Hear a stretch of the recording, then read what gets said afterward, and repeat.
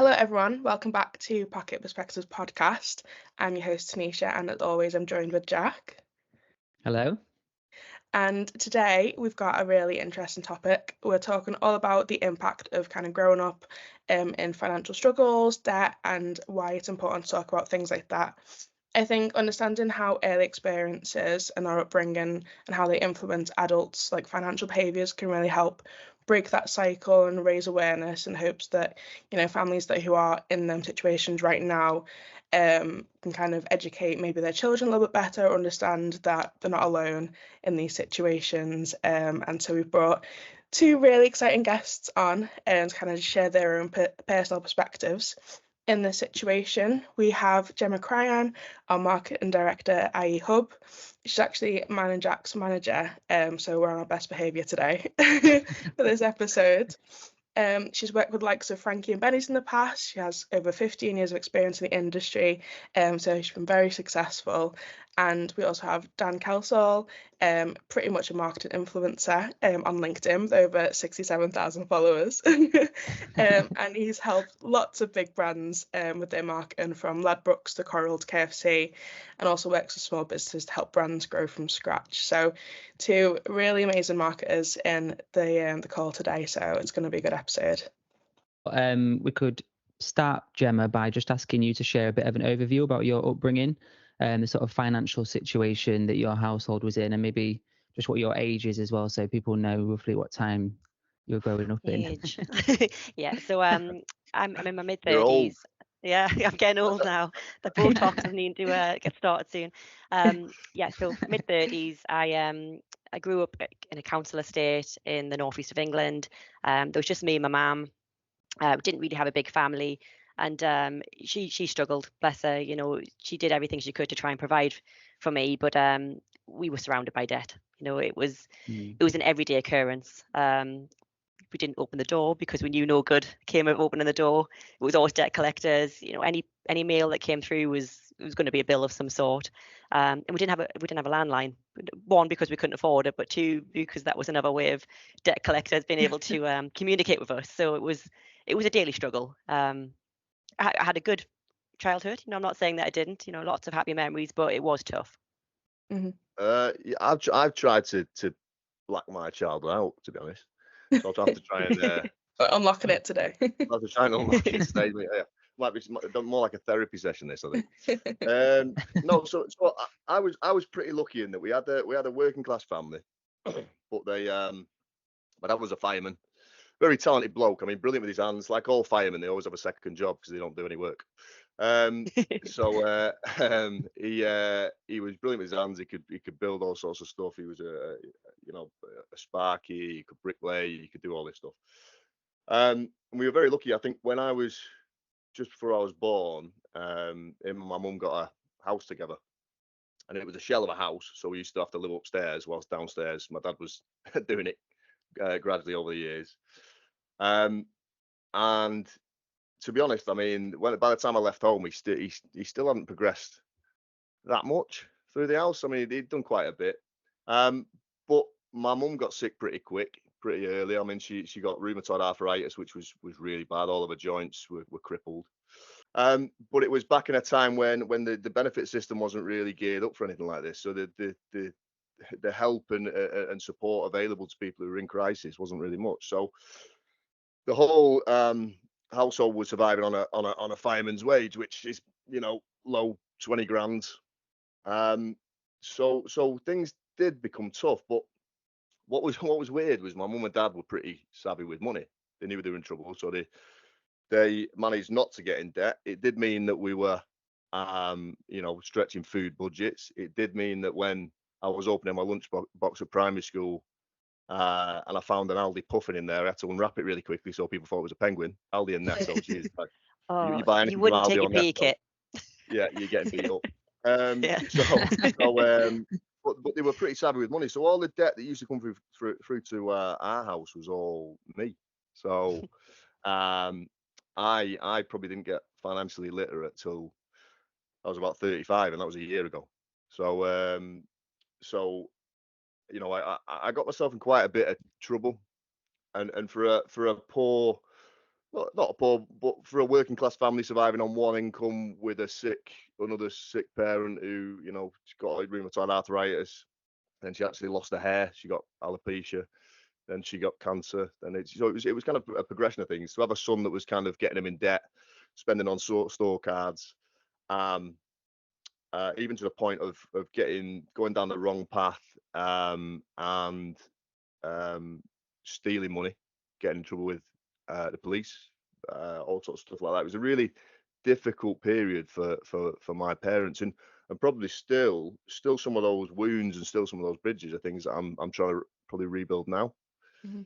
That was kind of the effect of it. And it's something that I always look back on and feel guilty about, because there's two sides to the story. I didn't have I wasn't financially literate. I didn't understand finance. I hadn't really been taught about it, because when you're in a working class family, people don't teach you about these things. You're just expected to learn, right? Or to be savvy straight off the bat. The schools didn't teach them. They don't do a good job of educating about it now, but back then it was nothing. Yeah. So there was that problem. And then there was my mental health was all over the place when I was younger as well. So it was really difficult for me to kind of get myself in a decent state of affairs. And looking back on that, there's kind of a lot of guilt on the stress and the stuff that I put my parents through, because I don't think it would have done my mum's illnesses any good either. But at the same time, the education wasn't there, the support for mental health wasn't there. So it was a really tough time, I think, for a lot when we were growing up. It wasn't, people whinge about the support systems nowadays, but our support systems when me and Gemma were young and the support systems for our parents were even worse. So there's a lot in this country that it can see, and it's actually a lot better than it was back when we were young. And I appreciate I'm turning into one of them old people who's saying saying it was a lot worse for us, and count your chickens. You get the gist. Yeah, I think there's a stigma as well attached. I know there still is. There's this misconception that people shouldn't really discuss their debt, but even back then it wasn't. You didn't even talk about it within your family. So I don't know about you, but my mum and my uncle were very close. And my uncle used to come around for tea once a week, and he didn't have a clue that we were in debt, because it was don't tell your uncle. I'm pretty sure she had catalogs in his name, that he didn't know about. But we could never tell him, how bad things really were, because it was bury your head in the sand. We don't talk about it. We'll be fine. If someone needs to come and take the TV, that's what they'll do. But we don't mention it to anyone, which is so sad, really, because I think if in our situation, if my mum had have reached out and asked for help, there would have probably been some benefits available to her and some, reduced payment plans available. But it wasn't discussed. Yeah. Probably. But then again, you got to ask yourself, were there? I'm not sure it was the same. Nowadays, you've got options. You've got options, and nowadays people talk about finances a lot more. I mean, everyone's always still got a neighbour who tries to do the one-upmanship and gets a 150-inch telly on finance, right? It's more than mortgage. Everyone's got that neighbour, right? But I think people talk about it more nowadays, and I think the stigma is gradually getting less and less, which is a good thing. But there is still, I feel, particularly in the working class communities, there is still a shame attached to being in debt, or not having the money to go out and buy your mates around, or you pop to the pub. People will literally spend their week's food money buying the mates around, because they'd rather not have to say to the mates, I can't afford a round this week, lads. Or girls or whatever. Than go and than save the money and actually be able to eat. It's a stigma attached with, because money, people think when you're working class you make do and all the rest of it, but money's a big deal when you've got none. It's a big deal, and it's hard to talk about. And everybody we're all animals at the end of the day. We're all in competition with each other, because naturally you can't help it. No, that's true. I think as well on social media these days, like I see just so many people my age, people I went to school with. Me and my partner are currently still saving to buy a house. We're still renting, but there's so many people like buying a house my age. And I'm like, should I be there? Like, it's like that. I mean, it's like constantly comparing yourself. But now you've got this like just portal of people doing better, worse than you to constantly compare. So I definitely agree. How old are you? 25. I'm a baby. You are a baby, right? I'm 36, and we're only just buying. I'm buying my first house this year. My fiance, I was looking off. So this is what you do when you're working class. You get with someone who's already bought a house. That's smart, right? That's what I That's what I did. did. That's what I did. Right? That's what I did. But we're buying our first house together this year because we've ended up with a baby on the way. Ended up with, that sounds like it's by accident, doesn't it? But, Congratulations. we've got a baby on the way. So it's but I'm 36. Mhm. Most of my mates already have houses. If I'd have measured myself off them, I guarantee that I wouldn't be as far on in my career at 36 Yeah. had I measured myself by the things that my parents told me I was supposed to measure myself by, and that was get a good relationship, get married, get a house. They're the three things that you get told that when you're working class. These are your measures of success. If the mindset to live by your means was taught more, Mhm. people would probably be in less trouble. But I know I appreciate that doesn't help people who are in trouble now, but it's something that I've had to learn. It's the more you live by your means and invest in yourself and think about where you want to get to and your dreams and your goals, rather than measuring yourself by the things your parents told you were supposed to do, or by the things that all your mates are doing. I think people would be a lot better off. Yeah, I agree. It's definitely the generational gap, isn't there? It's not really acknowledged. But for a bit of context, like I said, me and Jack are still babies. We're 25, 26. But we'll still kind of talk a little bit about upbringing. Like I said, people have already heard this, so we won't ramble on. But for anyone who hasn't heard, kind of similar to Gemma, my mum was a single mum. She had me quite young. She was about 21. And she didn't have a lot of money at that age, but then she kind of worked and saved up, managed when I was probably about 5 or 6, managed to get like a lovely house, really nice estate. There's a joke in our school, and it was like, if you lived in a house that had like red or orange brick, like you knew you had money. And so we had an orange brick house. I was like, yes, get in. So for a period of time, like we were doing quite well. We had this like really nice car, and I never really remember worrying about money at a really young age. Then we had a bit of like a life shock event that kind of altered the finances, meant we couldn't really afford things that we used to. Car got sold. We still stayed in the house, but mum started to struggle with the mortgage. And I think having that drastic shock, it was almost like night and day. And like it made me suddenly aware the value of money at a really young age and how quickly it can just go. I think that's definitely impacted me as an adult. And I said, like, we'll touch on it a bit later, but I think it's a lot of people don't talk about that shock of like the change that can often happen with people as well. Yeah, it was the same for me as well. Like when I was born, my mum was only 21, so a young mum again. And she had to work night shifts on a ferry cleaning when my dad worked in the day. So like she couldn't afford to take maternity because her job didn't sort of offer it. So she must have been knackered thinking back, like looking after a baby in the day and then working nights on a ferry cleaning at night. But from my memories, I don't remember struggling still. So whatever she did, she helped us manage. But when I was 12, my parents divorced, and I found out that my dad was in like thousands and thousands of pounds of debt that he just didn't talk about with my mum even. So we were struggling at that point.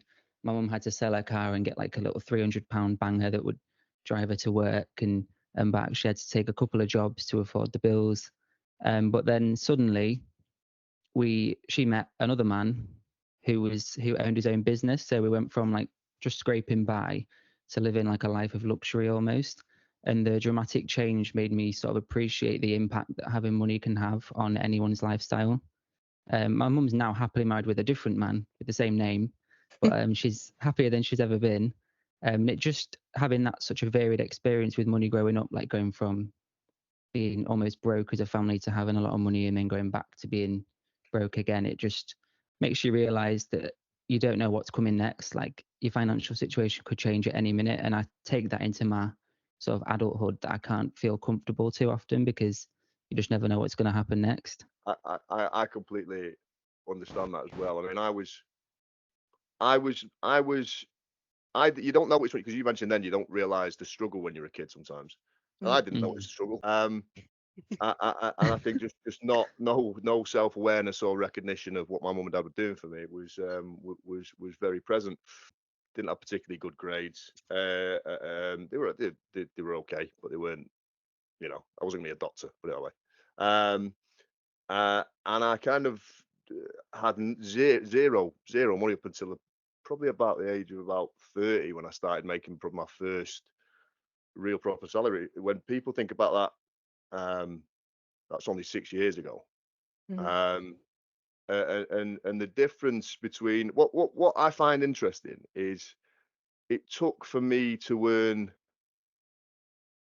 a lot more money than my parents ever earned to become financially savvy. Yeah.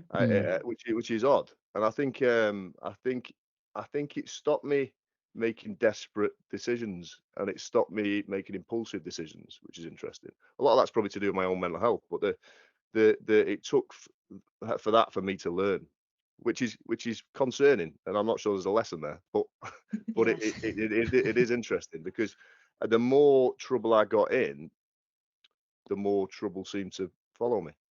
Mm. Yeah. It's a vicious circle, really, isn't it? And Yeah. I almost had the polar opposite kind of experience to you. So I was very aware of kind of money struggles from a young age. As soon as I was old enough to get a job, that's what I did. So, I had a paper round at 13. I was handing my CV out around all the restaurants at 14, trying to, get a pot wash job.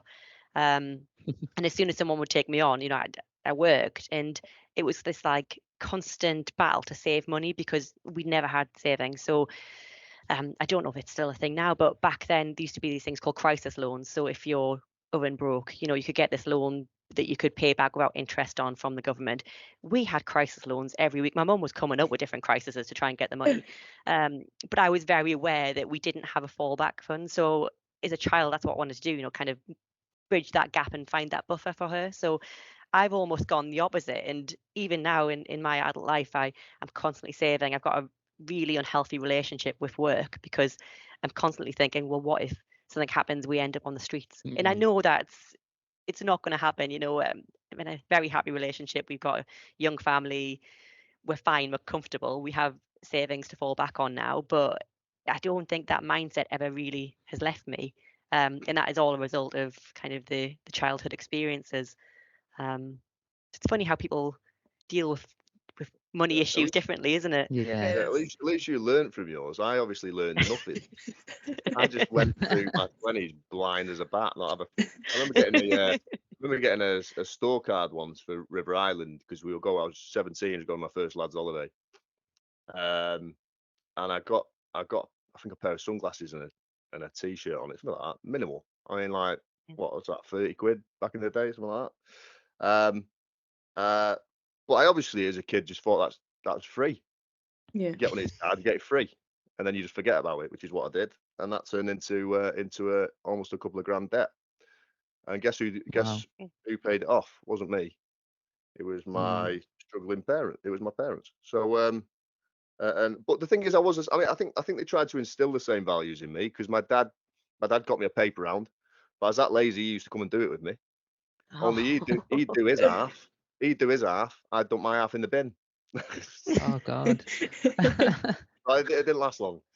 So yeah, but it is interesting. I just think some kids and young people, normally blokes, probably the difference. You're a woman, I'm a bloke. Some are just selfish little. Torags. I was, yeah, that's what I meant. Correct. Yeah. Yeah. I'm quite interested. Did either of your parents kind of discuss money and debts with you, or is it something that they'd kind of hide away from you to kind of protect you almost? So my mum never discussed it. It was just, like I say, part of everyday life. So we had a pay-as-you-view TV. So I don't know if you'll remember these, Dan, but we had a box on the back of our telly. You'd put a pound Right. in, you'd get 3 hours to watch. And when that pound ran out, the 3 hours, you'd be running around the house trying to find another pound coin. So it was constant. We'd be for Yeah. that situation, we'd be looking for the trolley tokens. We'd be in the middle of a show we'd waited all week for, because we didn't have Netflix and other streaming providers. So you'd try and make do with what you had. So she never shied away from it with me, because it was just the two of us. I think we were very close. Even up until the end. Sadly, she passed away a few years ago from cancer, but we were thick as thieves. But we didn't discuss it outside the house, and that was something that I was very aware of. I wasn't to tell anyone else that we had debt. And even though she was a single parent, you know, I could have been entitled to free school meals.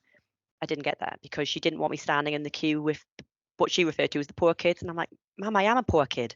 Like, I am one of them. We're struggling for you to then make these packed lunches that you can't afford. Yeah. But it was just, like I say, you know, not discussed. Very proud. Yeah. Yeah.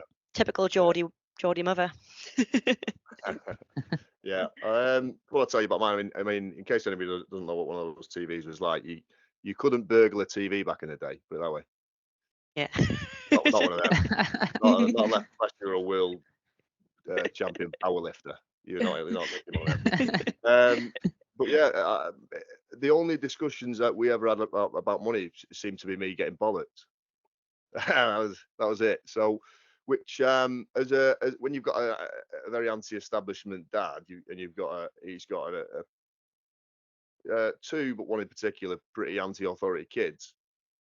Bollockings don't wash well as lessons. Bollockings tell you what you're going to keep doing. And I think that was probably the mistake they made with this. They never sat me down and said, this is what you've done. But other than that, money wasn't discussed. How much money they had was never discussed. How much money was coming in was never discussed. How much a weekly shop was never discussed. The only insight we got into that was, no, you can't put that in the trolley. Put it back. So we used to try and slip things under stuff, you know, put stuff under the potatoes. So and then just put them on the conveyor belt when she's not looking. But the reality was financial discussions didn't ever happen, and particularly not man to man either. That's the other major problem in working class Britain.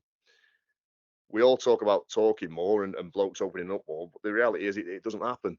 It doesn't happen. It's still viewed as weak. It's still viewed as, if I have to explain something, you're a bit thick. And the person who is being explained to normally has the attitude of, stop patronising. I don't need to explain it. I'm not stupid. Even though they are in debt and probably could do with help, or they are in trouble, they could probably do with help. And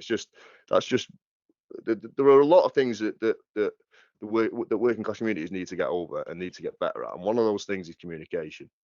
If communication improves, the improvements across the board, whether it be financial, whether it be mental, whether it be physical, whether it be, you know, I think the generations before us, Gemma, were they were more helpful. I think the community was more of a community. I actually think in our generation, community started to break down.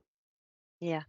And competition, you know, but community started to break down. Communication wasn't as good, and I think now it's even less. You know, the devices have hold responsibility for part of that. The social media probably, but nobody kind of turns to their neighbour anymore and asks for help. And I think that communication is one of the major problems because people aren't willing to talk. Yeah. You know? Do you know what's really interesting on that? And I'm not sure how much you know about iHub, but we were set up really as a platform for people to go on, complete all their income and expenditure, and send it to companies they owe money to without actually having to have conversations. So remove that difficult conversation that people don't want to have. And the reason it was created was because the founder, he used to work in finance and collections, and he used to hear the phone calls. You'd hear people, you know, just saying whatever they could to get the other person off the phone. So they would say, yeah, I've got this much money coming in, this much going out. Yeah, I can afford to pay that. Yeah. And then an agreement would be set up that they physically couldn't stick to because they hadn't gave all the information. They hadn't followed through with the full conversation. So Cap, our founder, he was like, well, I know that payment plan's going to fall through because that person on the phone, they can't afford to pay what they've just agreed to. So he went away and designed this system so that it makes it easier for people to have those conversations. That it's virtually, you know, digitally, they're not doing it over the phone, and they can do it with multiple creditors. But what's even more interesting is that the majority of our users are women. So to touch back on you saying before, you know, blokes, in your opinion, don't like to have these conversations and don't like to feel like they're being kind of lectured. It seems to be the women who are having the more proactive stance and trying to manage the finances. And it probably is because of some shame or stigma, which is really sad, really, that, you know, there's these systems to help people that they're probably just not aware of and don't want to start those conversations.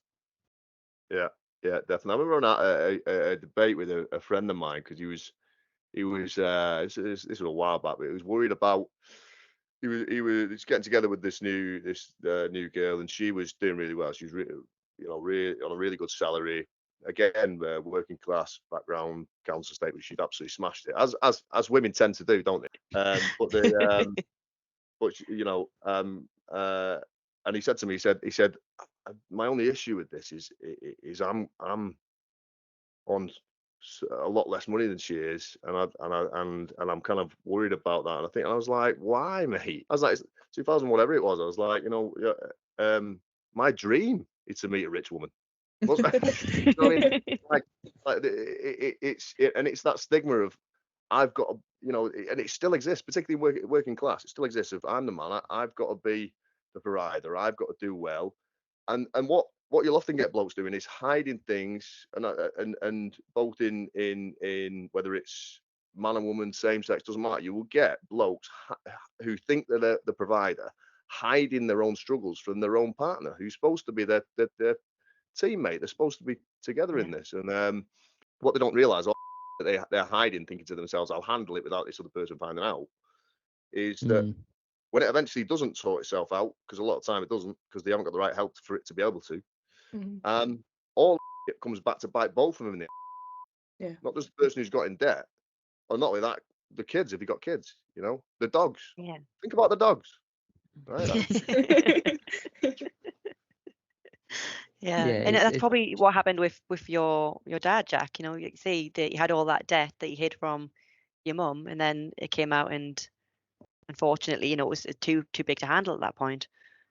Yeah, I had no clue that debt was a thing until that happened. Like, my parents never spoke about it. My dad never showed any signs that he was in debt to me. Obviously, I was only 12, so I don't know what I'm looking out for. But when did you guys first become aware of the concept of debt? Like, if you were around it all the time, Gemma, did you see it quite early, or did it take a while to figure out?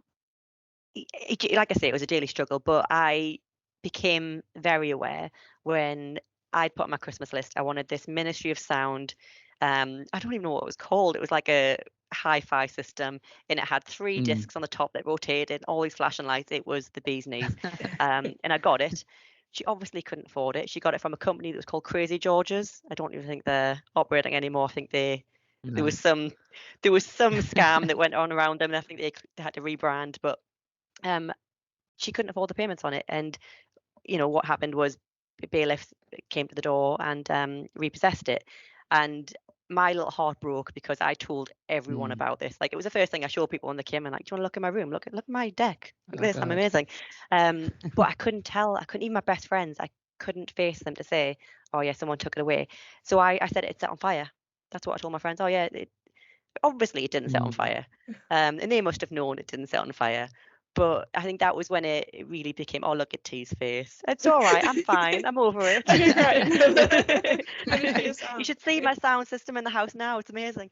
No, but I think that really taught me a lesson that, right, okay, well, we need to manage what we actually have. Don't be putting things on the Christmas list that my mum can't afford, because she obviously adored me and wanted to give me everything I ever asked for. We had a horse at one point.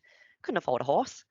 Oh my God. So you can imagine that didn't last that long, but yeah, typical little girl asking for something. Yeah. I don't know about you, Dan. Did you have any? I mean, my first introduction to debt was when my mum and dad used to be when I was parents. Used to only take half a suitcase on holiday so they could fit fags in the other half. So I nicked a sleeve of these fags and then went selling them in school for entrepreneurial. I always had the potential. I remember selling most of the sleeves to an older kid, and then he didn't pay me, which means he was in debt to me. But the problem with that is when they're older, they're bigger and they're harder. And I remember confronting him about it one day, and he put me in a bin, and I never did get that money back. And then what that made me realise was, because I'd nicked it, I'd taken something that wasn't mine, which, this is a metaphor about fags, but it applies to anything, doesn't it? Money, whatever. Yeah. or certainly you can somehow shoehorn it into a relevant point. But they got me in a lot of trouble because I'd taken something that wasn't mine, I didn't have the means to provide that. Not that I should be able to buy fags at a young age. That was probably the other problem.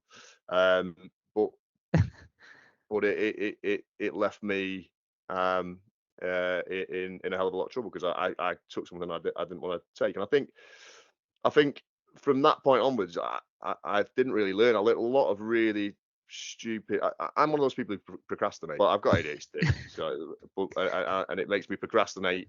And whenever something is something I don't want to do, I won't do it until the last minute, or I'll just forget about it. And that's what has got me in a lot of trouble with debt and money, particularly in my 20s, was buying stuff or taking stuff that I didn't have the means to get, because that's what society set itself up as. It didn't used to be like this. You know, back when our parents were young, it was you had to save up the money to be able to buy something, right? Yeah. Or go and get a loan from the bank and have a really serious chat with your bank manager. And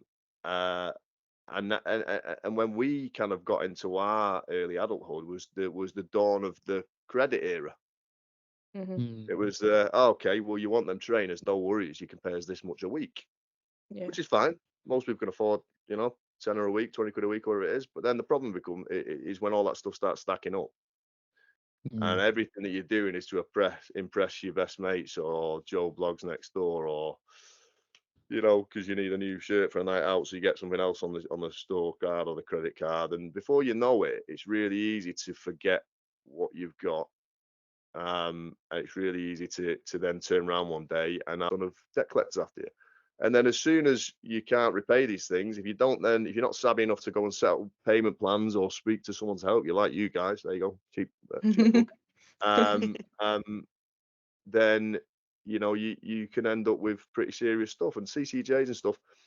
You know, when you then start trying to settle down and invest in things and start a family and get a house, these things kick you in the head, and they kick you in the head for decades, right?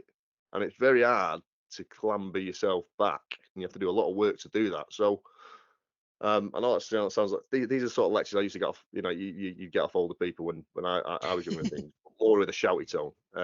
But I appreciate I'm probably lecturing a bit, but the point still stands. It's I think society nowadays is really prime, and with social media as well, are comparing ourselves to people who we know. Is really primed to give people stuff that they actually don't have the means to have. I think that's the most dangerous thing we're living with. Yeah. That was a really long-winded way of talking about debt, my own debt, wasn't it? No, it's really important point there. It was good, yeah. Yeah. You get a point. There's a point in there somewhere. Question on that. So, you know, you're saying that like the actions of the younger Dan have impacted, you know, the steps you're making now. You've obviously been a very successful business owner over the last few years. Are you still finding it difficult now, you know, to get on the property ladder, and are you finding you having to jump through hoops to kind of make up for mistakes you made as a younger Dan? No, I was for a while. Like I say, I mean, in the past few years, I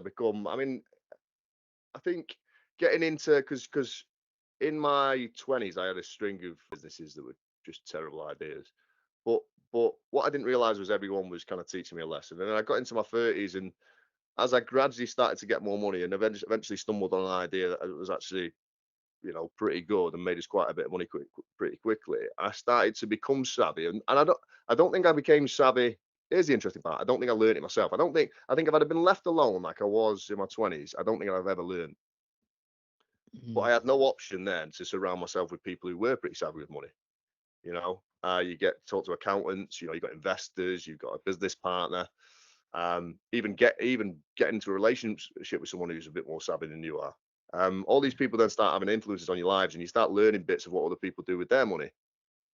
And I think over time I've managed to gradually get over all the mistakes and things that I've made. And you know, here's something interesting. Until we started sorting out the mortgage, I've never checked my credit history, right, since I was young.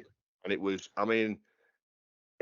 the lowest credit score you've ever seen in your life the last time, right? A long time, right? And then I checked it recently, and I was so nervous because it was like 10 minutes before we were meeting the mortgage advisor, but I'd done everything I possibly could. I've always paid off stuff for years. I've had, you know, we made a lot of money as a business, a lot of profit, but a lot of money in the bank, made a lot of interest, lots of different things. So 10 minutes before I checked it on Equifax and it came up and I had good credit. I was absolutely buzzing.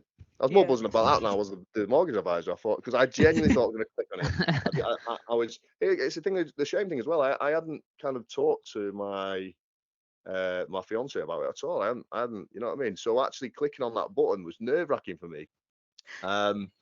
So luckily I've been doing the right things over the past few years. But it does show you as well, because I'm telling you, I really up in my 20s big time. Was skint all the time, made a lot of stupid errors. In my 30s, it's only taken a few years for me to get back in the financial good books, right? And to be okay. So you can turn it round, and there are things you can do to improve your credit really, really easily. There are lots of little things you can do to start to improve your credit score. I'm telling you, I was bottom of the barrel. So if I can get up to good within a few years, you know, it's possible. Yeah, I think this is again a common misconception that having debt is bad. It's not. Everyone's in debt, you know, in some shape or form. Having a mortgage or a car on finance, it's a form of debt. I think as long as people are engaging with these creditors and making whatever payments they can afford, then it will help you get to, you know, more of a financial stable position. Yeah. It's when people do this that it causes the issues, you know, bury the head in the sand and ignore the letters and the calls like my mum did. You know, that's it. She wasn't helping herself out. Yeah, well, we had an episode before this with step change, and Tom was saying that there's a difference between debt and problem debt. And obviously, I mean, I've worked for iHub for years, and like obviously it's obvious when you hear it, but it just kind of like really sat with me, and I was like, that is so true, because me and Jack have spoke about this. We're both kind of reluctant to get credit cards because we'd seen like parents in debt and managing that, and I was like, I'm just terrified. But obviously, getting a credit card and actually using it right can boost your credit score, but it was just so scary before I did it. So yeah. Definitely agree. I've got a credit card. I still look at it's all paid off now, but I still look at it on my bank account sometimes and think, ooh. It's tempting, isn't it? Yeah. It's dangerous. Yeah. It's dangerous. Yeah. You know, they give you a lot of money really quickly. If you know, you do a couple of years of paying it off, and the problem is the amount of credit they just start piling on you. And for you know, I remember my best mate, and he won't mind me telling you this. I mean, he was 21, running a pub, and in 20 odd grand's worth of debt, I think.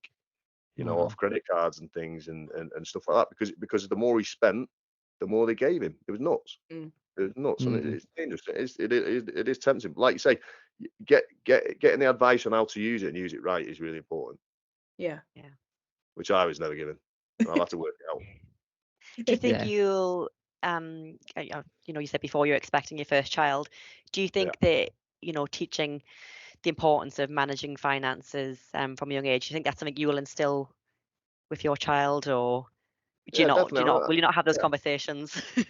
Yeah, no, I'm going to do what every other parent does nowadays, and I'm going to pimp them out on social media and make money off them. They can start to manage their own finances. No, definitely. It's definitely something I'm going to do. I come from a family of very, very closed book males. We don't discuss nothing. You know, someone dies. We've had two sides in the family. We've had alcoholism. Nobody talks about it. I'm trying to be the opposite parent of that.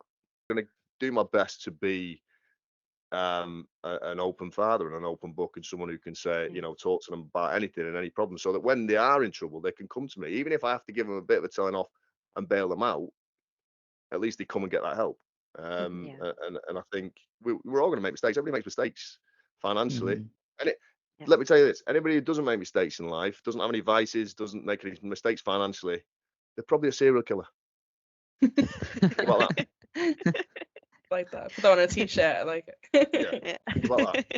Right? We're all flawed. So. What about you, Gemma? Obviously, you've got little baby Evie. So have you got any like kind of plans you've started now, in terms of like money and educating her on finances? I've been looking at getting a little bank account for her. So you can get these kids cards, can't you, where they can kind of extract so much a week or a month, put their pocket money in. So obviously 17 months old, she's a bit young at the moment. She just learned how to say her own name. But I think that's something that we'll look at. And Yeah. it's so funny because before we had her, I said, I'm going to be really strict on her. She's not going to be a brat. We're not going to just give her everything. We're going to teach her the value of money. Now she's here, walking through the supermarket, she picks something up and I'm like, you want that? Yeah, okay, we can have that. And I think I think it's just, obviously, again, I need to probably have some sort of therapy on my childhood. There's lots of things that I wanted that I didn't get that I'm probably overcompensating with. So yeah, I probably need to nip that in the bud before she gets a bit older and becomes a terror. That's the danger, isn't it? I mean, I don't know what I'm talking about. I'm just saying I was going to be a responsible father. We got 2 dogs. They weren't even originally mine. And the pug just keeps getting fatter. The Pomeranian lost teeth since I moved in because they're getting fed. They think my tea's their tea. So when a kid comes along, I mean, let's be honest. I mean, yeah, I don't know what I'm talking about. What am I talking about? And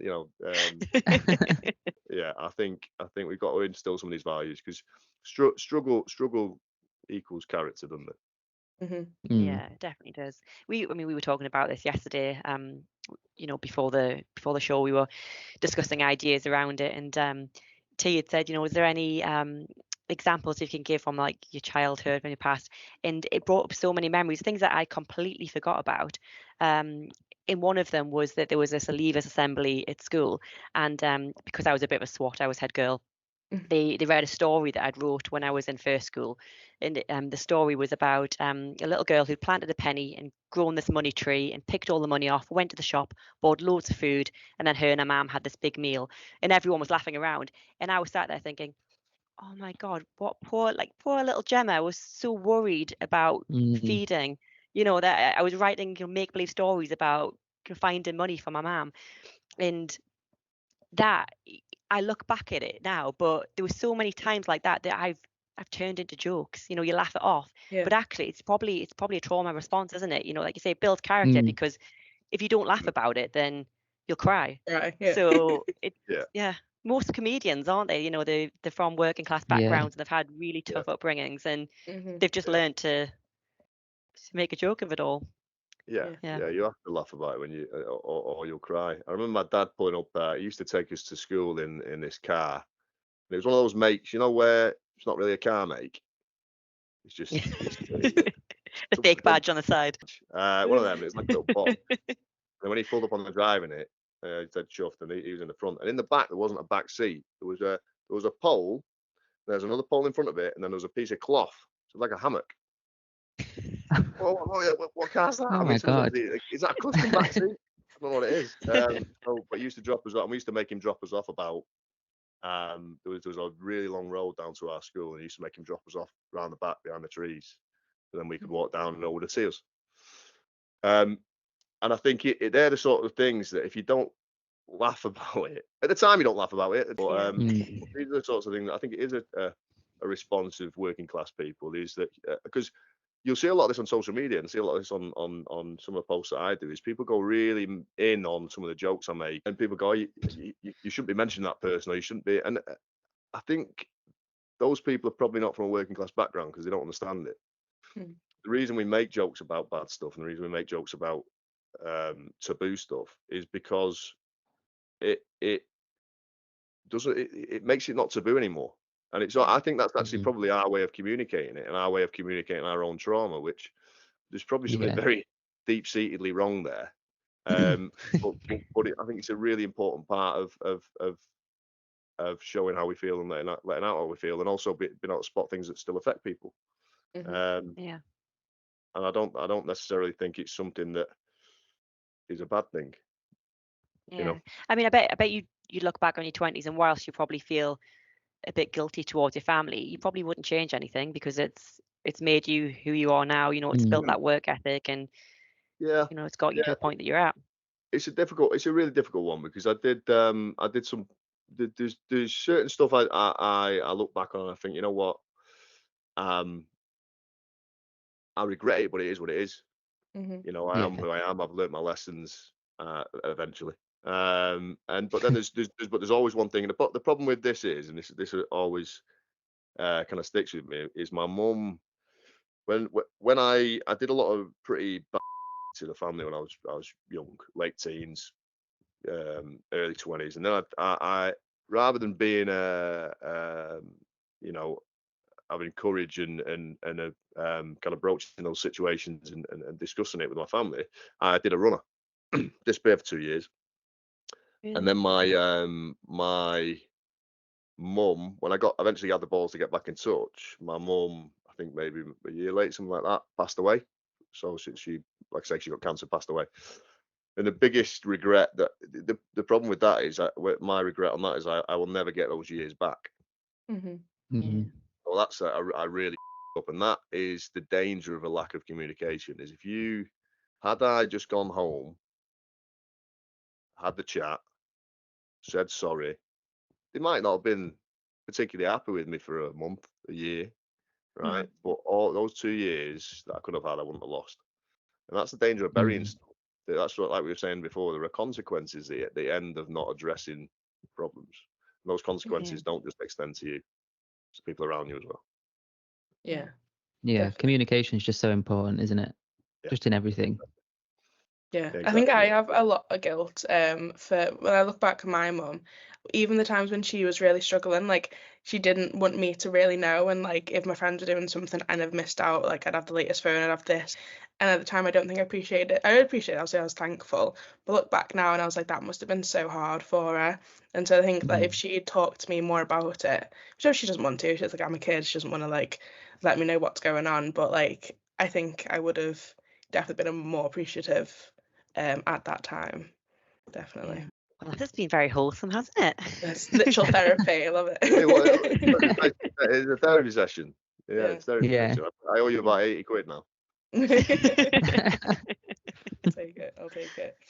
In terms of like, obviously you're expectant parent, Dan, and you are a parent, Gem, what would you prioritize, do you think, when you begin teaching your children about money? Is there certain like aspects? Is it debt? Is it credit?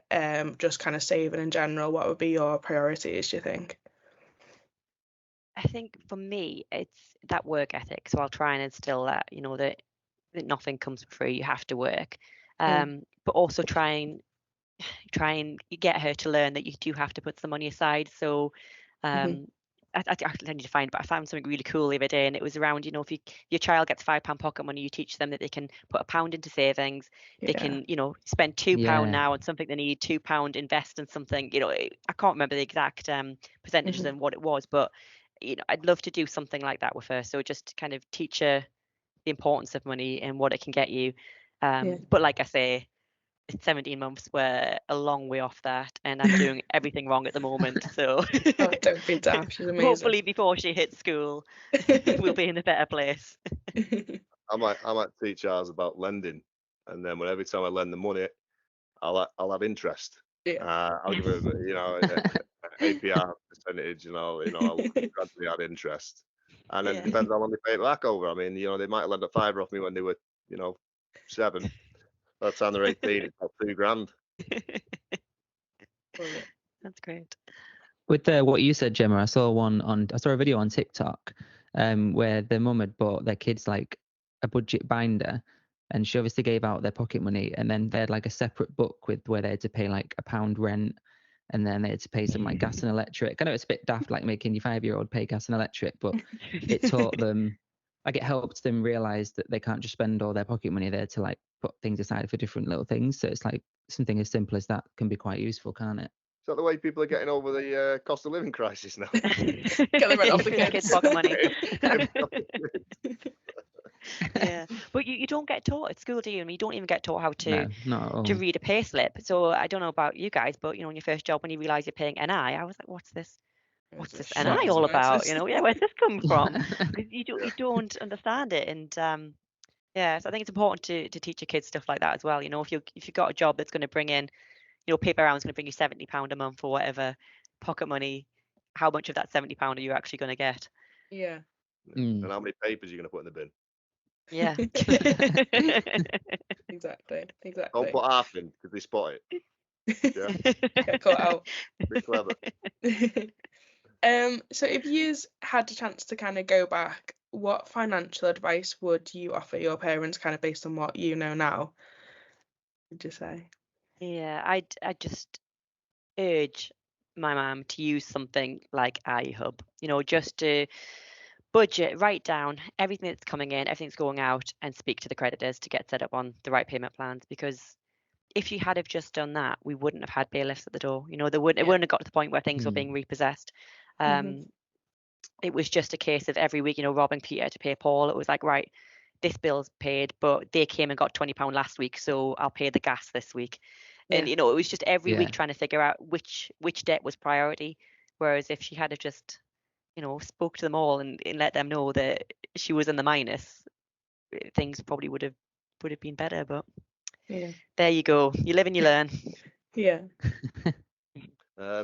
What advice would I give to my parents? Don't have kids. That's the first advice.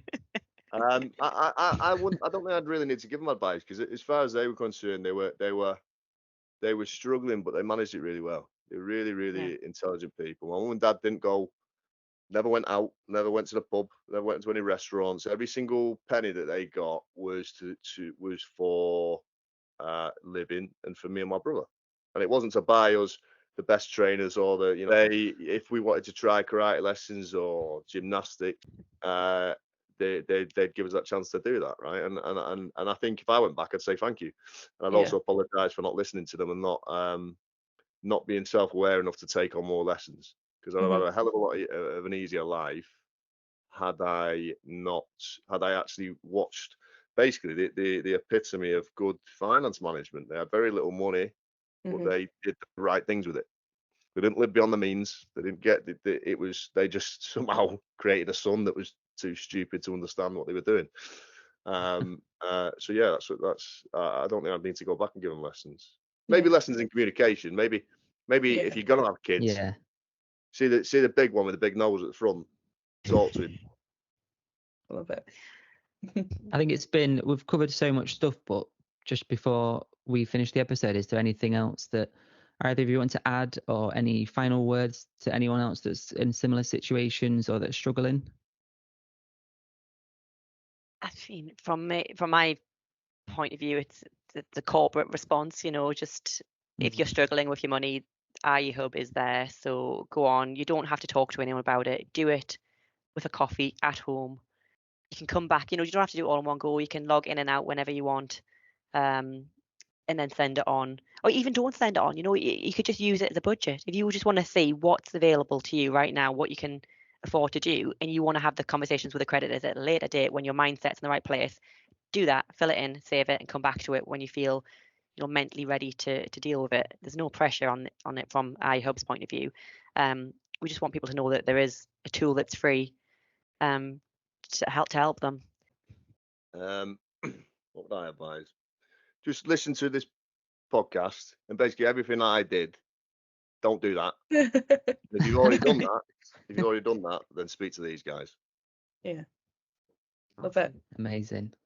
Thank you very much. Thank you very much for coming on. It's been amazing.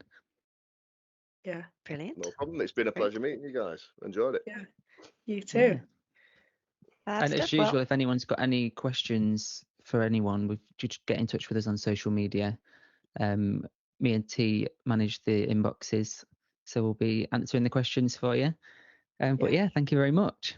See you soon. Bye. Bye. Bye.